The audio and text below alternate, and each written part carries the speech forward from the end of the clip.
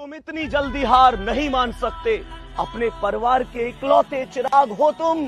तुम्हारा चमकना बहुत जरूरी है। सोचो माता पिता की कितनी ख्वाहिशें अधूरी हैं। एक बार अपने आप से पूछो, अपने आप से, तुम्हारे सिवा कौन है दुनिया में उनका जो उनकी उन अधूरी ख्वाहिशों को पूरा करेगा। मेरे प्यारे वीरों, मैं तुमसे एक बात कहता हूं, ध्यान रखना, ध्यान से सुनो। आज तुम्हें अपने पिता की कसम है, खूब रहो खामोश, अभी खूब रहो तुम मौन, लेकिन वक्त आने पर हर उस आवाज को जवाब देना है जिसने कहा था इनके खानदान में कामयाब है ही कौन, है ही कौन। जय हिंद दोस्तों, मैं प्रीतम कुमार आपको पीकेटी एजुकेशन चैनल में स्वागत करता हूं। दोस्तों, आज की video class 10th science chapter 2 आम्ल क्षार और लवण के ऊपर होने वाला है। दोस्तों, ये वीडियो पार्ट 3 है। इसके पहले मैंने पार्ट 1 पार्ट 2 बना दिया। अगर आपने नहीं देखे हैं तो पहले वो वीडियो को देख लें। दोस्तों, आज की वीडियो स्टार्ट करते हैं। तो पहला टॉपिक है सांद्रता। क्या होता है सांद्रता?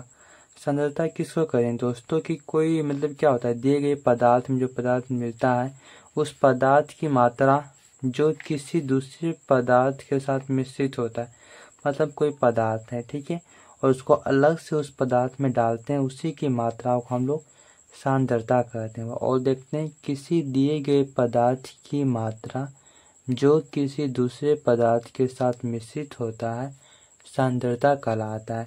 इसको और देखते हैं दूसरे तरीके से, किसी विलयन की सांद्रता उस विलयन के एकांक आयतन में उपस्थित पदार्थ की मात्रा के रूप में परिभाषित किया जाता है।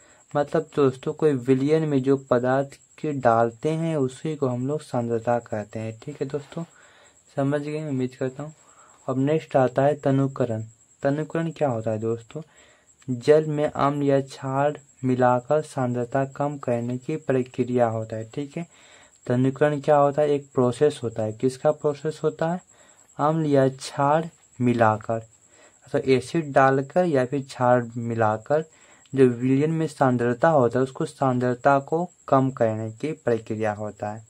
तो क्या है, जब जल में अम्ल या क्षार मिलाकर सांद्रता कम करने की प्रक्रिया को तनुकरण कहते हैं। ठीक है दोस्तों, अब नेक्स्ट आता है, जब तनुकरण के दौरान अम्ल में पानी डालना चाहिए, ठीक है, या पानी में अम्ल।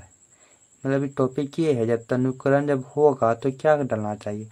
अम्ल में पानी डालना चाहिए। ठीक है, मान लिया अम्ल में पानी डालने का मतलब क्या हो दोस्तों? मान लिया जाए ये अम्ल से भरा हुआ, इसमें पूरा अम्ल है, ठीक है दोस्तों, इसमें हल्का हल्का पानी डालना है, ये हुआ अम्ल में पानी डालने का मतलब। और यह पानी में अम्ल डालने का मतलब क्या हो दोस्तों? ये मान लिया जाए पानी भरा है और थोड़ा थोड़ा इसमें अम्ल डालना है, तो ये बोल रहा है। तो इस दोनों में क्या करना चाहिए तनुकरण के लिए? आइए देखते हैं। तो सबसे पहले तनुकरण क्या है दोस्तों? एक ऊष्माक्षेपीय अभिक्रिया है। अब ऊष्माक्षेपीय अभिक्रिया क्या हुआ? मैंने आपको केमिकल रिएक्शन एंड इक्वेशन बताया था। वैसी अभिक्रिया, वैसी रासायनिक अभिक्रिया जिसमें ऊष्मा का उत्पन्न होता है तो उसको ऊष्माक्षेपीय अभिक्रिया कहते हैं दोस्तों। ये मैंने बताया है, आपने पढ़ा होगा। फिर क्या होता है, तनुकरण एक ऐसी अभिक्रिया, तनुकरण एक ऊष्माक्षेपीय अभिक्रिया है। और जब हम अम्ल और पानी को मिलाते हैं तब अधिक मात्रा में ऊर्जा निकलती है। ठीक है दोस्तों, जैसे ही अम्ल और पानी को मिक्स करेंगे तो फिर क्या होता है, मिक्स करने के बाद बहुत अधिक मात्रा में उसमें ऊष्मा हीट जनरेट होने लगता है, वह निकलने लगता है। ठीक है, इसीलिए तनुकरण के लिए जल में थोड़ा थोड़ा मात्रा में अम्ल डालना चाहिए। तनुकरण के क्या करना चाहिए? पहले मैंने पानी ले लेना चाहिए और उसमें मान लिया जाए इसमें पानी ले लिए, ठीक दोस्तों, इसमें पानी ले लिए, इसमें हल्का हल्का सा अम्ल डालेंगे तनुकरण के लिए। ये क्यों डालेंगे हल्का हल्का? क्योंकि अगर एसिड की मात्रा ज़्यादा हो गया विलयन में तो ज़्यादा ऊष्मा जरा हीट जनरेट होने लगा। अब जैसे जरा हीट आएगा, जब ऊष्मा जनरेट होगा तो क्या होगा, जिसमें वो व्हीकल टूट जाएगा, विलयन बनाएंगे उसमें वो प्रैक्टिकली उसका टूट जाएगा। और टूटने के बाद ज़्यादा हीट निकलने के बाद हम लोग को भी नुकसान हो जाएगा। इसीलिए हम लोग को क्या करना चाहिए? थोड़ा थोड़ा अम्ल डालना चाहिए। ठीक है, एक बार और देखते हैं। तनुकरण एक क्या है? तनुकरण एक ऊष्माक्षेपीय विक्रिया है और जब हम अम्ल और पानी को मिलाते हैं तब अधिक मात्रा में ऊर्जा निकलती है। इसलिए तनुकरण के लिए जल में थोड़ा थोड़ा मात्रा में अम्ल मिलाना चाहिए। हम अम्ल में जल डालेंगे, अगर हम अम्ल में जल डालेंगे मतलब कहने का होगा अम्ल से भरा हुआ प्रखनली में अगर हम जल डालेंगे तो क्या होगा? तो अधिक मात्रा में ऊष्मा पैदा होगा, जिसके कारण बीकर टूट जाएगा और दुर्घटना भी हो सकता है। दोस्तों फिगर के माध्यम से बताया, दोस्तों पहले ही बताया था। इसमें क्या है? इसमें जल है और जल में क्या है? ये अम्ल है। अब जल के बना जिससे पूरा क्या है? जरा मात्रा में जल है और हल्का हल्का अम्ल इसमें डाल लें तो तनुकरण करने के लिए ये वाला प्रोसेस चाहिए, ना कि ये वाला प्रोसेस। ये प्रोसेस में क्या है दोस्तों? ये पूरा अम्ल से भरा हुआ है और हल्का मात्रा में जल डालें। तो इस प्रोसेस में क्या होगा दोस्तों? जैसे इस प्रोसेस में ज़्यादा हीट आएगा, हीट आने के बाद ये सब टूट जाएगा, इसलिए नुकसान हो जाएगा और ये तनुकरण नहीं होगा। अब आगे देखते हैं दोस्तों। अब नेक्स्ट टॉपिक आता है दोस्तों पीएच। पीएच क्या होता है? पीएच का अर्थ क्या होता है दोस्तों? हाइड्रोजन आयन की सांद्रता, मतलब हाइड्रोजन आयन कितना है उसको पीएच का अर्थ होता है हाइड्रोजन आयन की सांद्रता कितना है, ठीक है। और पीएच क्या होता है? किसी भी विलयन की प्रकृति उसके उपस्थित हाइड्रोजन आयन की मात्रा पर निर्भर करता है, ठीक है। और हाइड्रोजन आयन अथवा पीएच के मान के अनुसार किसी भी विलयन को अम्लीय, क्षारीय या उदासीन माना जाता है। पीएच क्या होता है? एक वैसे पीएच माने स्केल होता है, ठीक है। पीएच स्केल की सहायता से हम लोग विलयन में पता करते हैं कि विलयन अम्ल है, क्षार है। कैसे पता करेंगे उसको आगे देखेंगे, ठीक है दोस्तों। तो एक और देखते हैं, किसी विलयन की प्रकृति क्या है? किसी विलयन की प्रकृति उसमें उपस्थित, मतलब विलयन में जो उपस्थित है हाइड्रोजन आयन की मात्रा पर निर्भर करती है, ठीक है। और पीएच किस पे निकलती है? पीएच का क्या अर्थ होता है? विलयन में उपस्थित हाइड्रोजन आयन की मात्रा पर डिपेंड करता है। हाइड्रोजन आयन अथवा पीएच के मान के अनुसार किसी विलयन का अम्लीय, क्षारीय या उदासीन कहते हैं। मतलब अम्लीय, क्षारीय, उदासीन के लिए क्या कंडीशन है? अम्लीय, क्षारीय, उदासीन के लिए पीएच के अनुसार या फिर हाइड्रोजन आयन के अनुसार, ये दो ही फैक्टर डिसाइड करेगा कि अम्ल है कि क्षारीय के लवण है, ठीक है दोस्तों। कैसे करेगा? देखिए, यदि पीएच का मान 7 से कम है, ठीक है, यदि पीएच का मान 7 से कम होता है तो वो विलयन अम्लीय होता है, ठीक है दोस्तों। एक विलयन है, उसमें पीएच स्केल डालेंगे, अगर देखेंगे उसका रेटिंग 7 से कम आ रहा है, 0 से 7 के बीच आ रहा है, तो ये अम्लिक को दर्शाता है। और अगर पीएच का मान 7 होता है तो क्या उदासीन होता है। उदासीन कब होगा? जब पीएच का मान 7 होगा, उसको उदासीन कहते हैं, ठीक है। यदि पीएच का मान 7 से अधिक 14 तक होता है तो वो क्षारीय कहलाता है, विलयन क्षारीय विलयन कहलाता है, ठीक है दोस्तों। अब नेक्स्ट टॉपिक आता है पीएच का पैमाना, ठीक है दोस्तों। पीएच का पैमाना, इसी को हम लोग पीएच स्केल कहते हैं, ठीक है। पीएच स्केल क्या होता है? किसी विलयन में, देखिए दोस्तों, किसी विलयन में हाइड्रोजन आयन की सांद्रता मापने वाले पैमाने को पीएच स्केल कहते हैं। पीएच स्केल किसको कहते हैं? मान लो कोई विलयन है, उसमें कितना हाइड्रोजन आयन है, तो जिसके द्वारा मापते हैं उसको पीएच स्केल कहते हैं, पीएच का पैमाना कहते हैं, ठीक है दोस्तों। अभी क्या था, पहले बताया था आपको 0 से 7 जैसे रेटिंग आएगा, जैसे स्केल होता है, ठीक है। जैसे स्केल होता है 1 से लेके यहाँ 7 तक है, यहाँ से 14 तक है, तो 0 से 7 इसके बीच में अगर आएगा तो वो अम्लीय प्रकृति का है, ठीक है। और इस 7 पे आएगा, इसका बिल्ली में डाल देंगे, इसका वैल्यू 7 पे आएगा, तो 7 क्या है दोस्तों? 7 उदासीन कहलाता है। और 7 से 14 के बीच आएगा तो विलयन क्या होता है? क्षारीय विलयन होता है, ठीक है दोस्तों। जैसे यहाँ देखिए, यहाँ पी करके बना है बढ़ती हुई क्रम, यहाँ देखिए जैसे ही 0 से 7 के बीच जाएगा, ठीक है, तो क्या हुआ? एकदम H+ आयन की क्षमता अधिक मिलेगा, बढ़ती हुई अम्लीय प्रकृति हुआ। और साथ में क्या होगा? उदासीन होगा। और फिर उदासीन के बाद फिर आगे जब जाएगा तो बढ़ती हुई क्षारीय प्राकृतिक होगा। H+आयन की सांद्रता में कमी आएगा। ठीक है, H+आयन की सांद्रता कमी आएगा और इसमें क्या होगा, H+आयन की सांद्रता में वृद्धि होगा। देखिए यहाँ जैसे से आगे जाएंगे तो क्या प्रबल अम्ल होता है, तो जैसे आगे जाएंगे प्रबल अम्ल मिलेगा।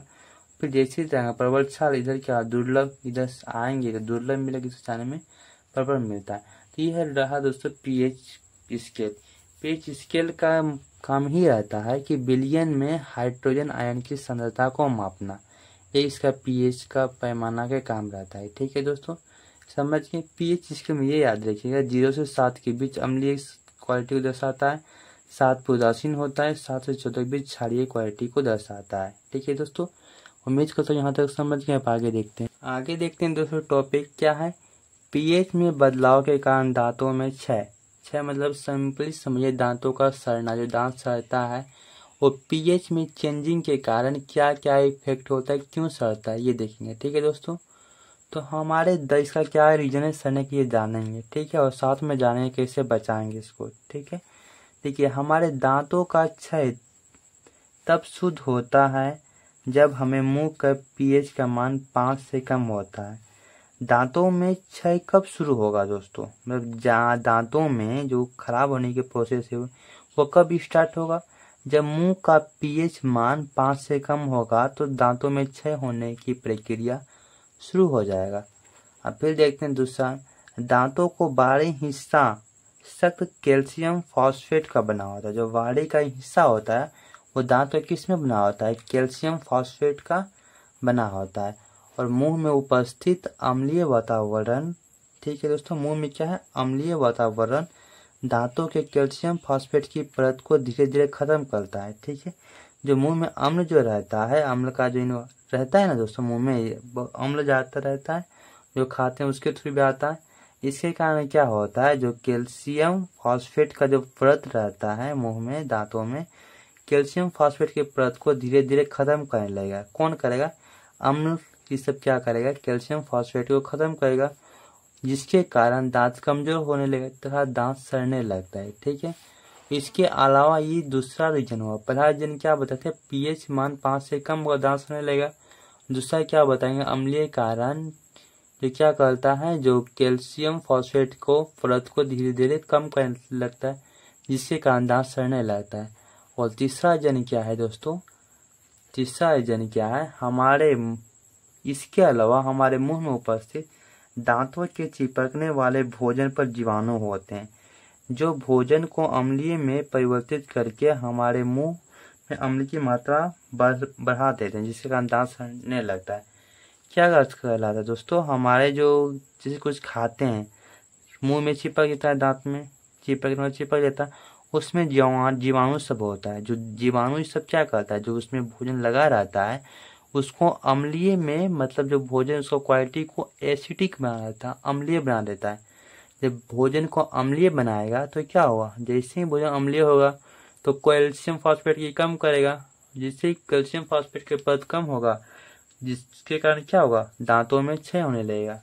देखा दोस्तों कैसे दांत खराब होता है हम लोग का, यही मुख्य कारण है जिसके कारण दांत हम लोग का खराब होता है।